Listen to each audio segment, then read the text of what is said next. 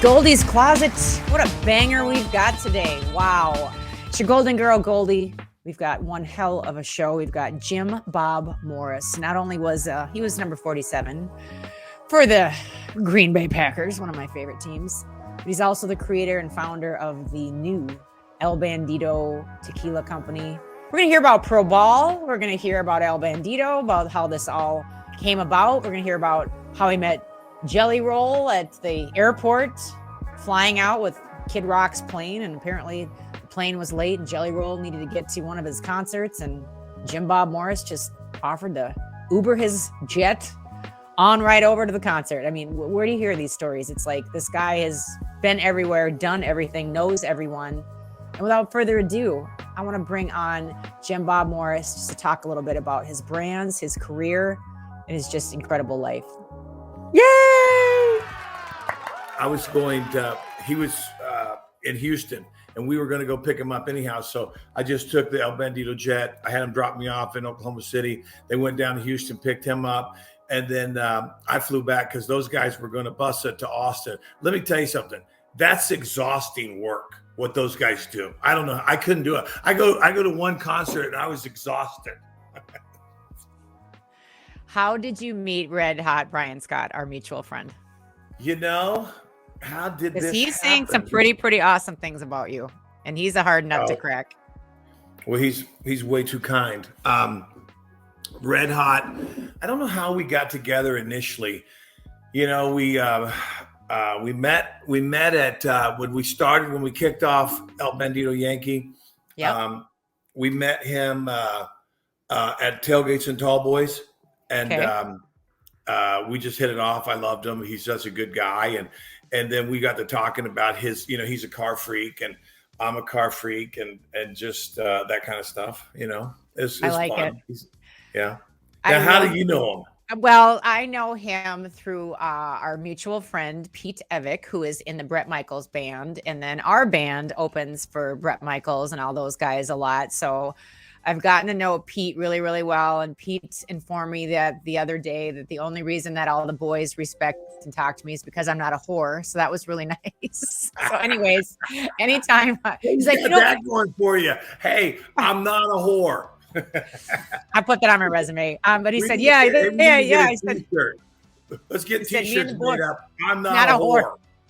Yeah, I like it. I like your t-shirt that you're wearing too. So yeah. I said, you know, Pete, we've got this new video that's out, and it has a lot to do. Well, it has a lot to do with suicide prevention, mental health awareness. And he said, I want you to talk to my boy, Red Hot Brian Scott. So right in the beginning of the pandemic, when there was a lot of people just freaking out, and then the pandemic, a year into it, Red Hots, they do a lot with mental health. And, you know, we connected, and he came on my podcast a few years back and gave a really, really honest interview about some really big bumps in the road that he's had. And I was just like, I wondered, how is the audience I have never had a higher rated show where they were like, who is this freaking real? It was really, really awesome. So he's just really raw, down to earth. And as I've listened to so many of your interviews this week, Jim Bob, and you know, you're just a really down to earth guy. And I wanted to have you on today to talk about just a little football and perseverance and all the determination. I didn't know that you started El Bandido and came out in 2020. Is that right? Yeah, we came out during the pandemic. Is that what? I'll tell you what was going on is that Chelios, it was the end of 19, and Chelios and I and my buddy Big Tony in Chicago. Big Tony, it's a perfect name for a Chicago guy. It makes it mysterious, Big Tony. But we're Chelios and I and Big Tony it's December 19th of 19. Okay. And we are at the Lux Bar in Chicago, and we're drinking, you know, one of our competitors. And I go, I don't like it. I go, I can taste the vegetable glycerin in it. And I own a food ingredients company also. And so he goes, you can't taste that. And I'm in all these food science labs all the time. And I go, I'm damn sure can. It's got vegetable glycerin in it, and it's got too much vanilla. You know, El Bandido, a side note, we're one of only out of 3,300 tequilas. There's only 2 tequilas that are authentic, and we're certified one of those 82. But I could taste that adulteration And You're crazy. I said, I don't like it. And he goes, well, hey, man, I'll tell you what, Mr. Tequila. Well, what we'll do is that maybe we should just, because I was doing agave. He called me Mr. Agave because I was bringing agave up from Mexico. We were making agave nectar and sweetener out of it. He goes, that's how it kind of, I thought. Okay. And so I thought I knew everything about agave. Wrong. And so we got, he goes, let's start our own. And I go, it's 2:30 in the morning, Goldy. And so we're pretty intoxicated. Good ideas happen. Yeah. And that's how our best business stuff goes, 2:30 in the morning, drunk, it's kind of like, I've had 20 surgeries. I'm recovering right now from a knee replacement. And a lot of it was, hey, hold my tequila. Watch me hold this. Let me show you some cool stuff.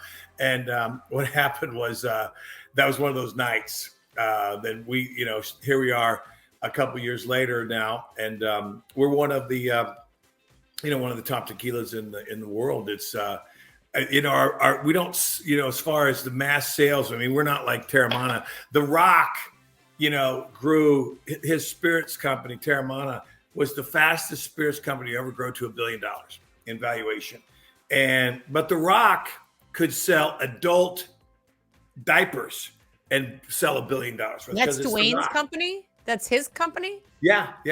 He owns Terramana. I don't even know that. Shit. Yeah. Excuse me. Yeah. And I don't. I've got a case of it in my garage, and people go, "Why do you got a case of Terramana in your garage?" I go, "Have you tried it? No one will drink it." Now I say that. I hope The Rock never catches up with me. I'm gonna have to practice some jujitsu shit or something. But anyhow, but yeah. But we do taste tests against all the celebrity stuff all the time. Yeah, we beat them all. We go to Beverage Institute tasting, and we get platinum awards and gold medals. And these, we went to Vegas last year, and these both got gold medal and platinum medal. And so we kicked everybody's ass. Jim Bob, your brand is just like so beautiful. Like I was looking at your website, and if you're telling me that you just thought of it basically like the beginning, well, the end of 19 and the 20, and it's 2023, like how long did it take? Okay. How long did it take you from inception to retail? And then what kind of a team do you must have, like, and who's Dane? And like, you don't just do stuff, like that overnight, like that. You have to have like an amazing team. Like I'm so blown away by how beautiful your brand is for being so new. Well, I appreciate that. That's the kind words. Is that we have we're blessed that we have we've got I have Morse Packaging and that's we're hundreds and hundreds of millions of dollars, and we got our ingredients company, and those are both we're doing $600-700 million worth of stuff. And so I've got a pretty good administrative foundation. Okay. And so that helps. Okay. And so it's easier for me to go and do bolt-ons because of that foundation. And so, I've got strategic implementation officer for various projects. And so when I started this, I went down to Mexico. We looked for a distillery, and I wanted to be very authentic. And so we looked all over, Jalisco region and Jalisco, and I found what I wanted in El Vieta, and it was quaint. We only have capacity for probably 250,000 cases, and it was what I wanted. It was authentic. It was old school. It was the Horno ovens. I just wanted to be old school. I wanted the tequila to be like it was back in the 1600s, and so I really did drill down to being totally authentic, and it was a task. And so it took me about. I drew our bandit. You did? I drew the bandit on a napkin, a bar napkin. The night at the Lux bar at 2:30 morning, and that's what it was. That's it. And so, so we started pretty quickly. I mean, in a couple of weeks, I was already down in Mexico, and I went down there to the distillery. We started doing formulation in February. And at the end of February, I brought the first tequila back in 20 of February. I brought the first tequila back. We tasted it. I mean, I had like, a case and a half. we got drunk. And I went down 2 weeks later. We did another tasting, and this went on for a while. And I go, hey guys, I thought they were just using me for a party. Okay, I go, but no, I wanted to get the formulation right, and the fact that I wanted a real smooth tequila. I wanted the citrus elements to come out in the tequila. So we spent a lot of time perfecting what what other people tell me too. It's the smoothest tequila in the world, and it really can taste the agave. So, having a food science background, I think that helped. And then we have a process there at El Vieto where we oxygenate the product a little bit, and so that smooths it out even a little bit more. Not everybody does that. It's the same alcohol content, but it just provides just a smoother, and it takes off that burn that you get from a lot of cheaper tequilas. I love it. Yeah. Russo's brand channel attitude. You're listening to Goldy's Closet. This is Jim Bob Morris, and for those of you that are wondering, like, where's the tie-in here? Well, one of my favorite teams. We all know I grew up in Minneapolis, Minnesota, and I hated the Vikings because I dated all of them. So I ran out of guys. I had headed on over to the Packers. Brett Favre, how you doing? Didn't hit that, but yeah, you know the story. I was going to say, who didn't he hit? All my friends, but that's another podcast. Brett hit everybody. Okay? Brett hit. I've got so many stories that are not appropriate for this channel, but come on over to my Patreon and I'll let you know all about those, not including me, again, for a friend, asking for a friend. 87, 88, was it? Number 47? That's you. Yeah, I was there. I was going to say, I'm sorry, cut you off. Go ahead. No, we didn't. Hey, we weren't very good. That was Forrest Gregg. It's Forrest Gregg's years. We were not a very good team. But you're an incredible athlete, though. So that's what we're talking about. I had a pretty good year. I mean, I led the team in interceptions. I actually had a record at Green Bay for about 20 some years for the most interceptions for first year player. And then I had the interception return yardage per interception. I had like 3 interceptions that were 80 yards. I got tackled on like the 2-yard line on all of them. But I ran like 100 million yards. It wasn't just a 100-yard return. It was this way. I mean, 85 yards, but it's probably more like 400 yards in returns. But it was entertaining. And then, I got hurt again. I had a lot of injuries. I've had 20 surgeries. I had nine knee operations, replacements, and I had this replacement recently, and so because of football, serious, because of the track, because of all the sports that you played. Football started with that stuff. Yeah, and so but then I had broken back, broken neck. I mean, I had all my shoulders have been worked on, and had 4 shoulder operations and rebuilds, and so it's a rough sport. And it certainly takes a damper on you. But I got a good story about Brett, and so I got a good story about Brett. We've got this. Dana and I do the yes on the bottom, the ticker. See it? Where is it? We Jim Bob Morris. Yeah, yep. We do the pregame show for the Bears. And so I had Jeff Pearlman on our show, who's a prolific sports author, and he did a book about Brett called The Gunslinger. And so he ended up not liking Brett. And so he would just go tell people, oh, don't buy the book. I can't stand Brett Favre. Well, everybody went out and bought the book. Okay. And became actually, New York Times bestseller. Yeah. But he's got some great stories in there about Brett. And, you know how Brett was. Brett could be, dorky.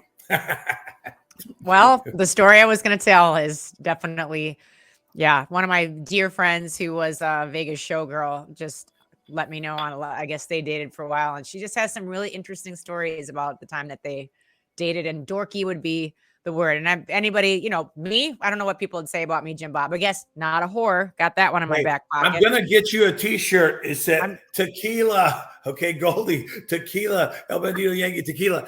I'm not a whore.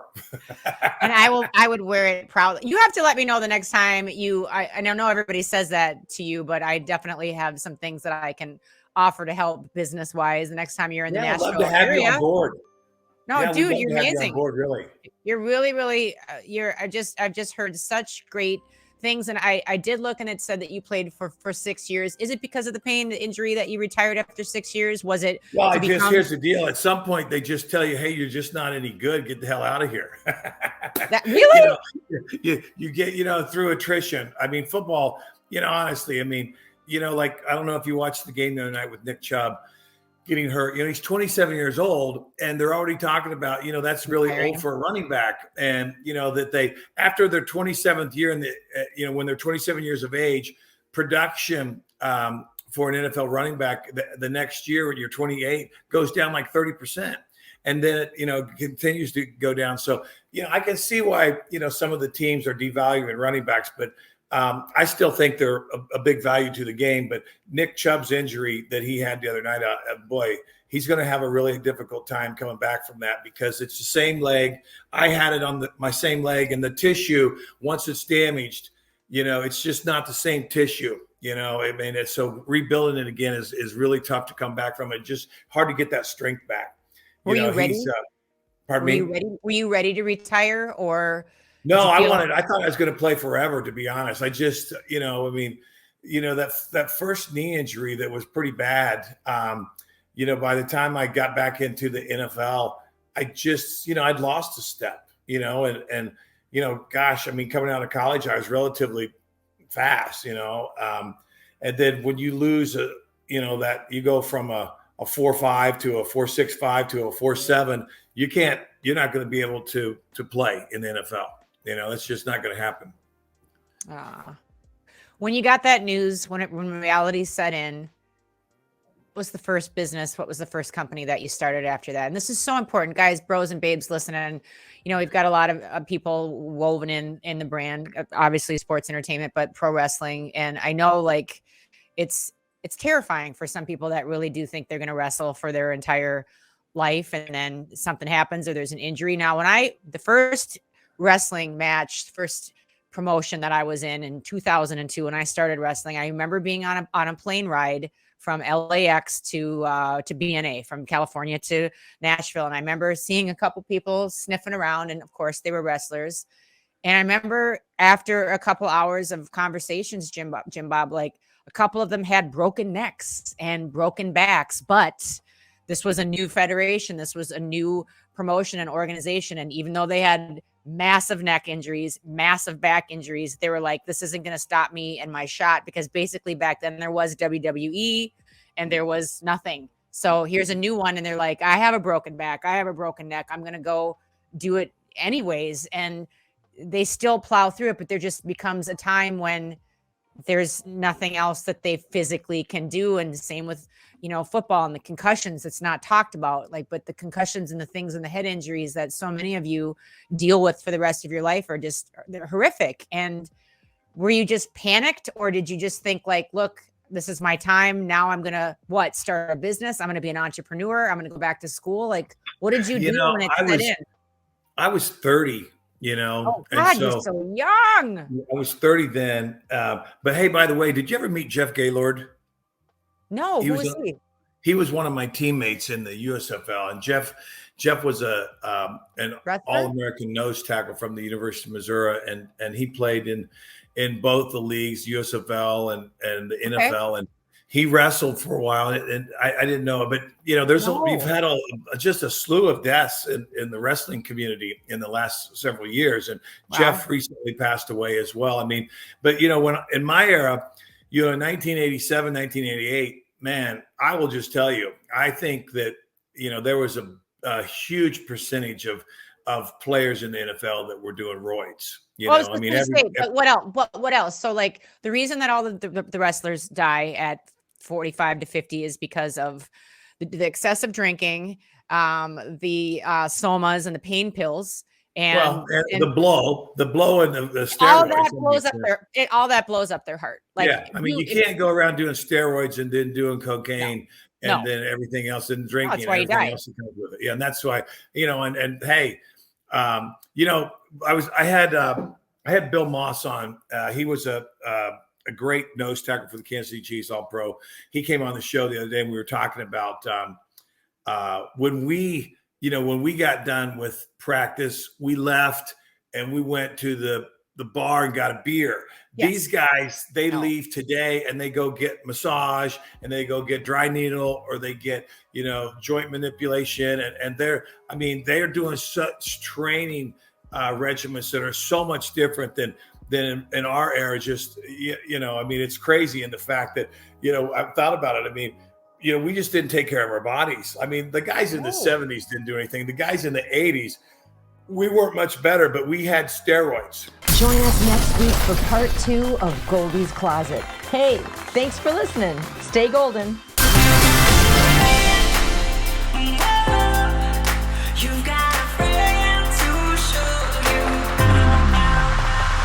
What's up, everyone? It's Goldy, Impact Wrestling, TLC's Cheapskates. Ted Nugent's running wild from him somewhere in the woods. And maybe you've seen our band, Goldy Locks band. We're out there, we're on tour, but now we're connecting on Cameo. So I want to tell you that I am here to be your humble servant. And that's whatever you need said for you, for a friend, a shout out, a golden shout out, you name it, here and on it. Now, just reminding you, keep it classy, keep it cool, and keep it above the belt. But I want to offer you something a little bit different. Just remember, if I'm not on the road and I've got access to these next beauties, we can always have a microphone.